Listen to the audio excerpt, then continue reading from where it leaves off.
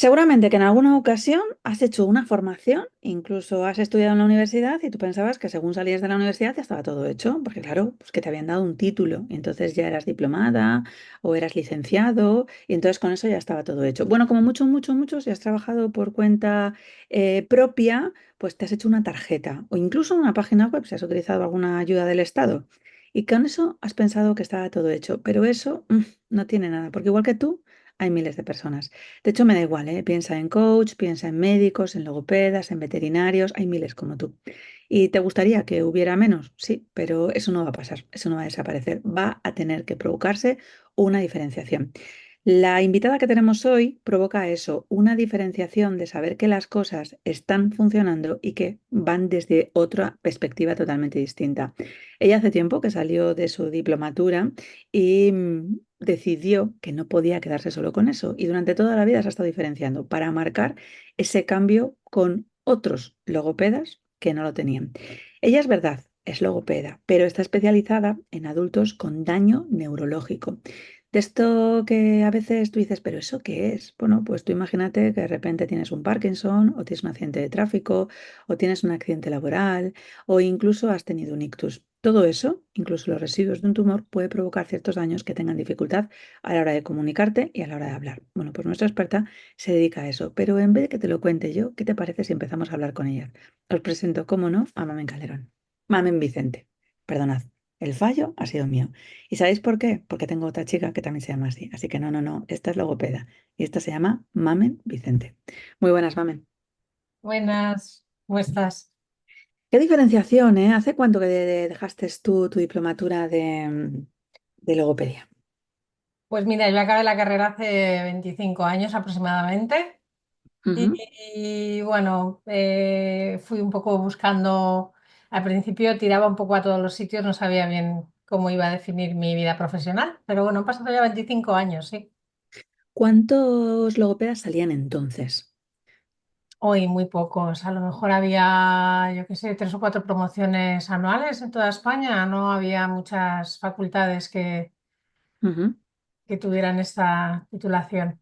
Así que luego ha habido más facultades o más universidades que lo han tenido y claro, cada vez las promociones anuales son mayores. Sí, sí, ten en cuenta que la logopedia ha dependido de medicina, de psicología, dependiendo de los campus. Entonces, pues bueno, según la corriente de cada campus, pues así han ido abriendo, bueno, esta carrera, ¿no? En distintos sitios.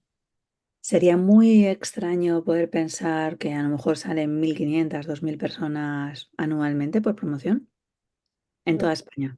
Me parecería, yo creo, fíjate, hasta Poco. mucho. No creo que llegue, fíjate, no creo que llegue. Fíjate, yo estaba contando, pues a 100 personas por universidad, más o menos, en distintas dos clases, a 20 universidades que lo tengan, con todas las comunidades que hay, yo he dicho 2.000 personas, es fácil que salgan por promoción. Bueno, pues sí, sí, es verdad. Estoy errando en el cálculo, yo creo. Vale, ¿y las 2.000 personas tú crees que ahora vienen con las ideas un poco más claras o con esa sensación de más de estrategia y no ir dando tumbos como tú comentabas que saliste hace 25 años sin saber muy bien por dónde ir?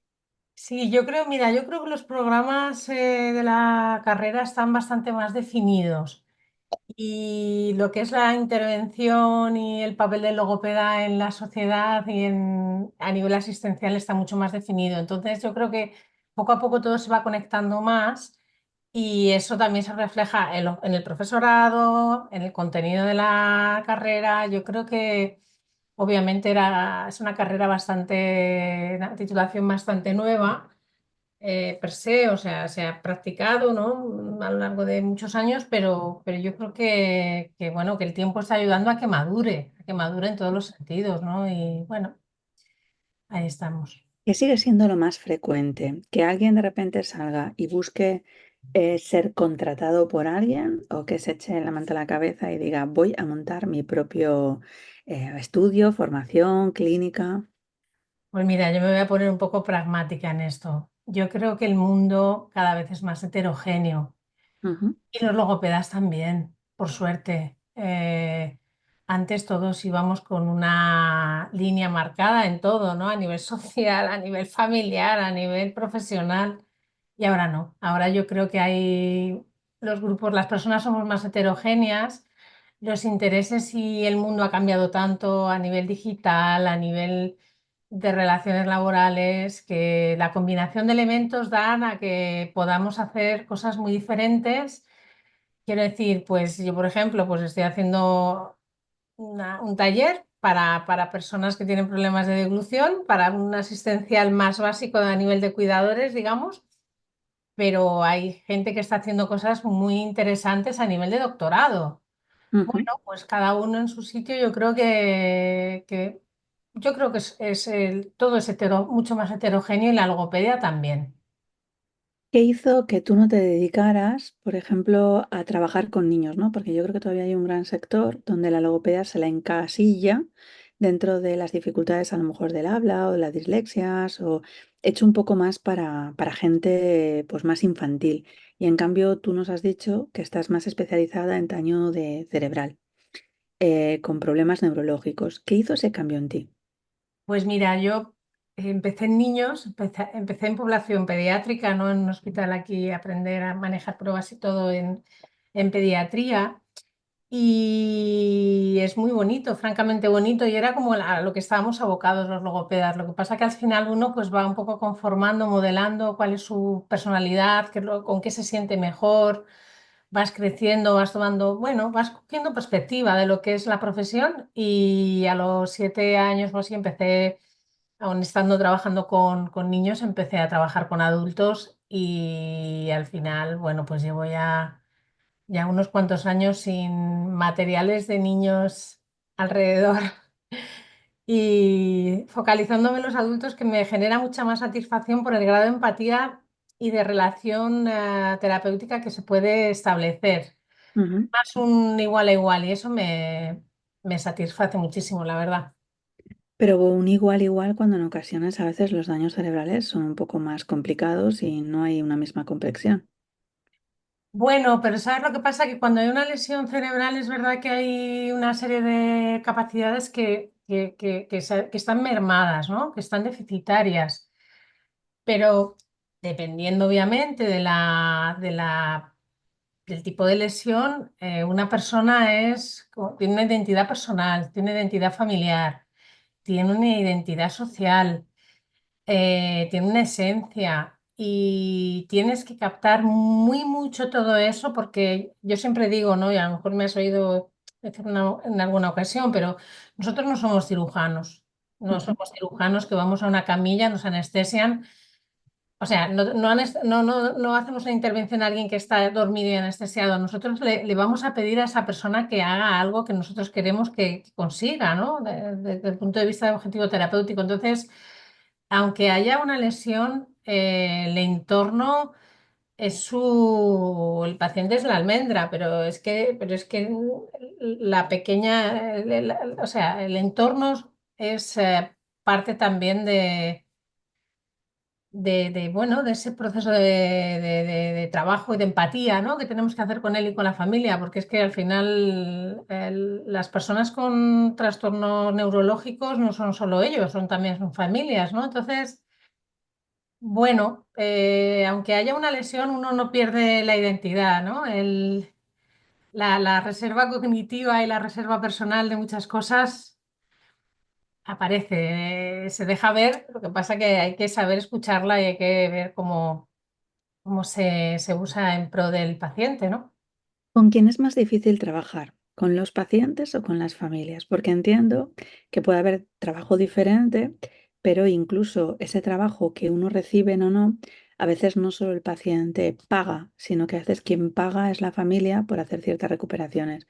Y entonces son como dos tipos de clientes, ¿no? El que recibe directamente ese tipo de refuerzo o solución que tú le estás aportando y la familia a la que tienes que conseguir romper no solo las propias objeciones de su cliente, sino las de ellos, de saber si puede ser útil, desde culpabilidades. ¿Cómo se ha trabajado con todo eso, mami? Pues mira, yo creo que hay que contemplar las necesidades de todos. Es todo un arte. Al final tienes que contemplar las necesidades de la familia, pero obviamente el centro es el paciente. Entonces, hacer canalización de, a partir de lo que necesita el paciente, cubrir la necesidad de de la familia, a veces te decir que no se puede hacer. A veces no se puede hacer.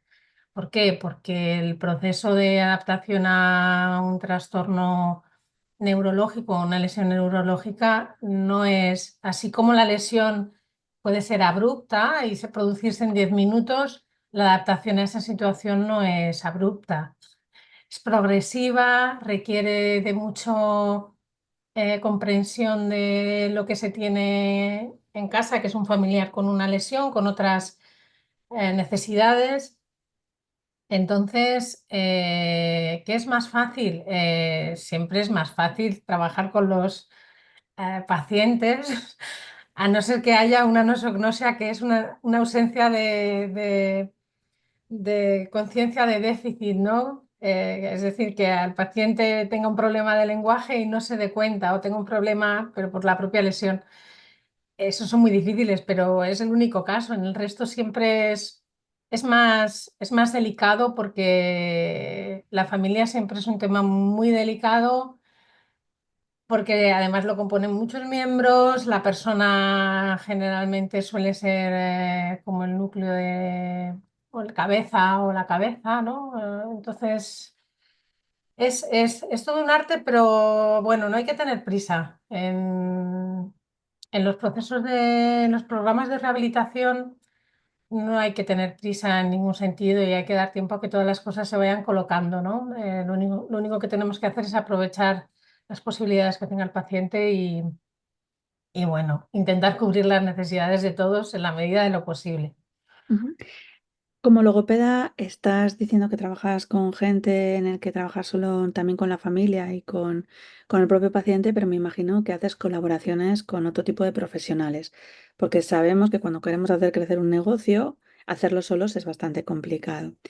La logopedia, ¿qué tal se relaciona con otro tipo de profesiones? Porque claro, yo ahora mismo me planteo con quién tendría que conseguir trabajar para que los clientes pudieran llegar desde un punto de vista estratégico de negocio y asumiría que tengo que tener neurólogos dentro del equipo. No que estén dentro de mi equipo para yo tener que pagarles, sino que tendrían que estar en mi listín telefónico, tendría que tener médicos de atención primaria, médicos internistas, geriatras, enfermeras de comunitaria, o sea, otro tipo de profesionales que van a tener un contacto directo con pacientes que van a poder conseguir tener daños neurológicos o con las familias que están pidiendo la baja y esas dificultades, ¿qué tal se os da a los logopedas relacionadas con otras profesiones?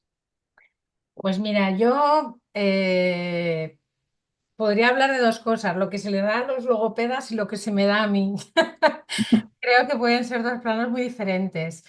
Bueno, yo creo que tenemos un hándicap importante y es que en general no estamos acostumbrados a trabajar con equipos de colegas que sean logopedas en un mismo sitio.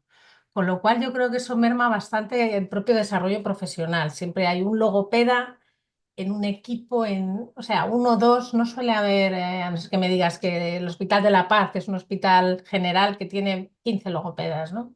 Mm, Entonces yo creo que estamos creciendo, estamos avanzando, yo creo que cada vez estamos como con más voz para, bueno, decir lo que pensamos y darnos el derecho a equivocarnos, ¿no? Lo que decía antes, somos una profesión bastante nueva entre la medicina, la psicología, la rehabilitación, bueno, entonces es verdad que yo creo que tenemos que estamos en un papel de siempre aprender mucho de todos, ¿no? Pero no decir, bueno, pues yo he hecho un análisis de todo esto, un razonamiento y entonces es esto, ¿no? Yo creo que todavía tenemos que ser más visibles y defender más nuestra posición. De hecho, mira, hay una cosa que es muy significativa. La investigación ya sabes que es muy difícil. ujú, Pero ¿por qué no hay investigaciones eh, ¿por qué no son más numerosas, ¿no? Las investigaciones hechas por logopedas? Yo creo que nos falta un poco de empaque y nos falta determinación, ujú, pero eso es negativo. Pero en positivo te he de decir que creo que cada vez estamos más presentes, más confiados, tenemos más herramientas, bueno, nos sentimos como con más, bueno, más necesarios y con tratamientos más eficaces, ¿no? Entonces, bueno, yo creo que es una carrera que es joven, tenemos que aprender a relacionarnos con todos los médicos, ¿no? Y a veces nos cuesta y nos da miedo contradecir a un médico, ¿no? Y no es una cuestión de contradecir, ¿no? Es una cuestión simplemente de opinar, ¿no? Entonces, bueno, yo creo que vamos avanzando. Claro, fíjate que lo que acabas de decir es que estamos muy dispuestos a aprender y a mí me falta, por lo que tú comentas, y ahora estamos muy dispuestos a enseñar a otros. Entonces queremos seguir aprendiendo mientras enseñamos, porque si no es difícil seguir aprendiendo si no hacemos ese tipo de enseñanzas, ¿no?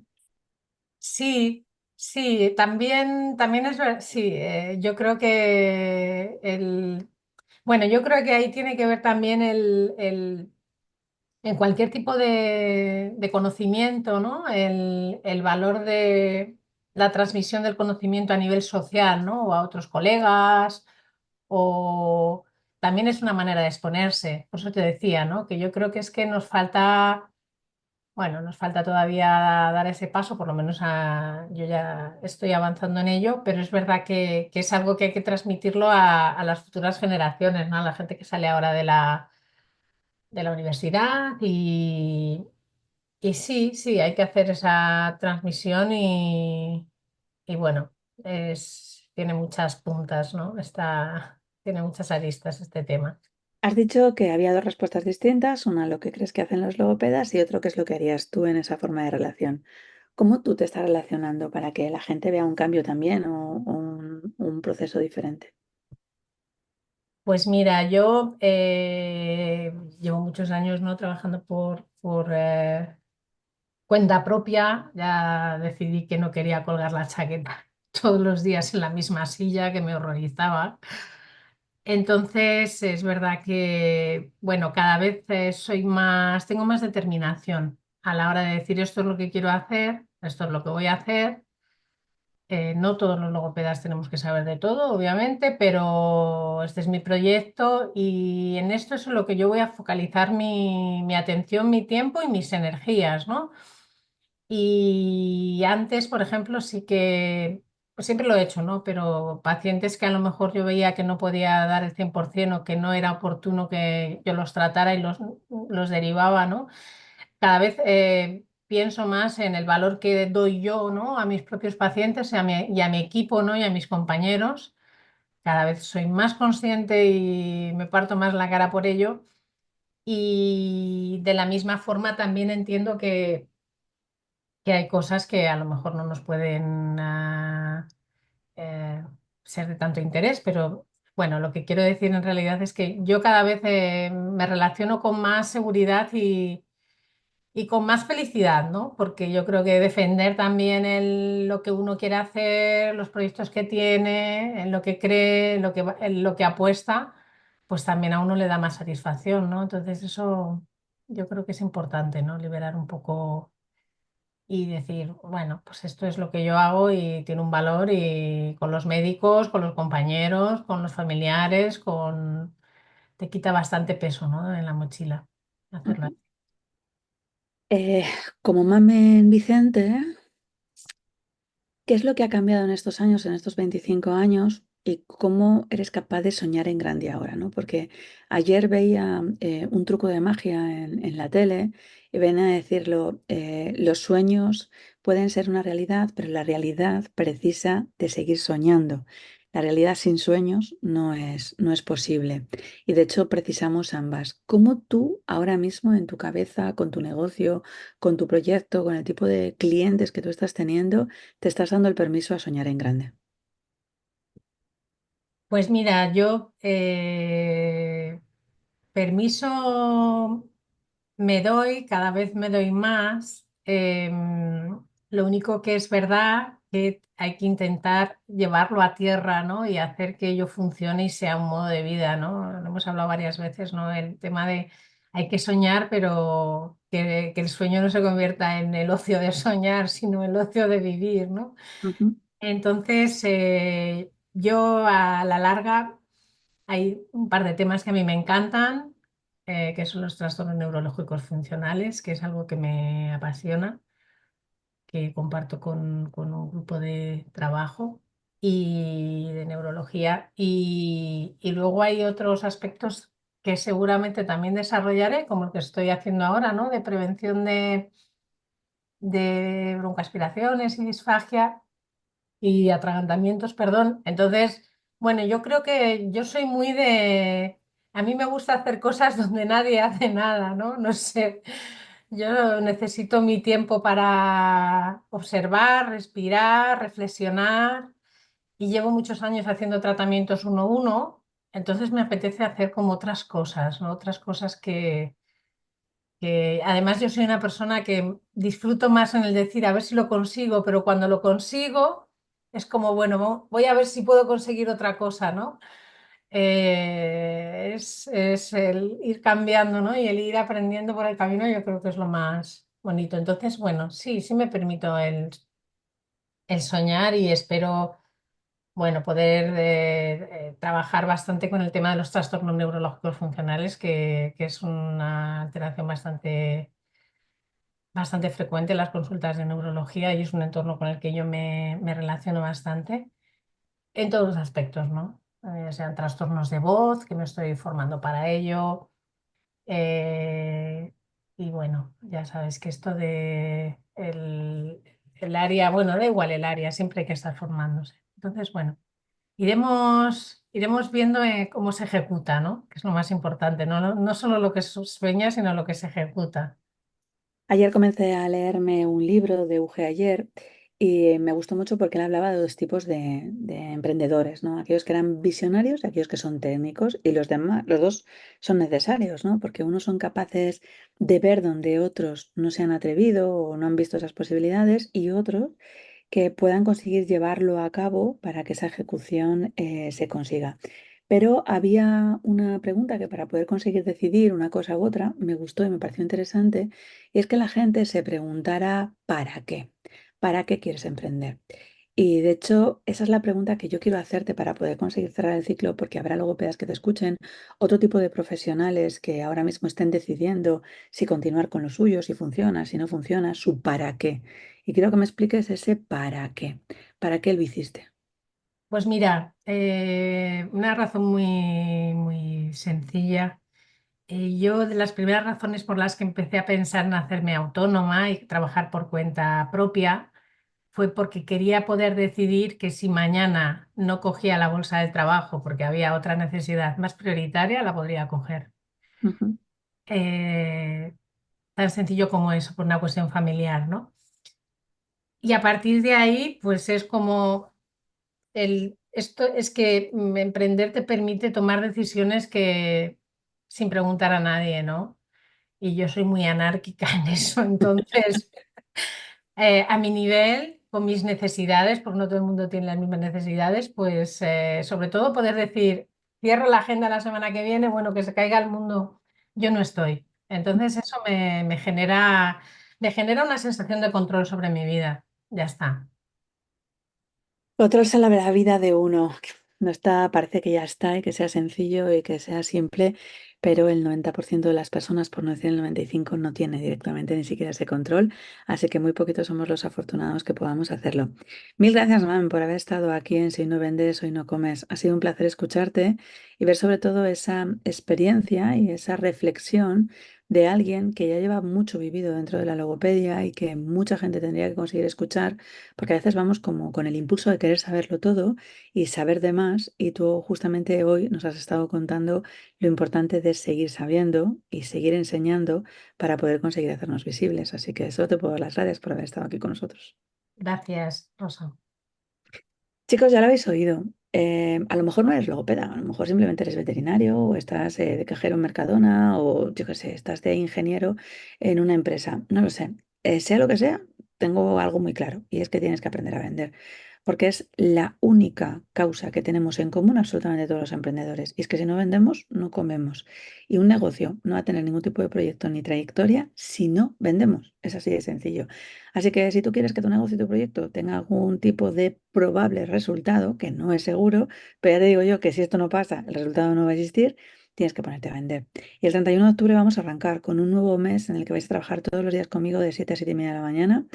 desde el 31 de octubre hasta el 30 de noviembre. Un mesecito entero. Sí, algo así como para poder conseguir abrir los ojos en más ventas efectivas, incluso para el más torpe de los mortales. 300 pavos tienen la culpa masiva, porque ya sabes que esas tres letras siempre, siempre, siempre nos acompañan. No vaya a ser que luego venga Hacienda y nos dé algún tipo de sorpresa. Así que si tú quieres conseguir estar dentro, ya sabes, inscríbete en rosamontana.com, que allí te estaremos esperando, porque somos muchos los que tenemos claros que si hoy no vendemos, hoy no comemos. Nos escuchamos o nos vemos en el siguiente podcast.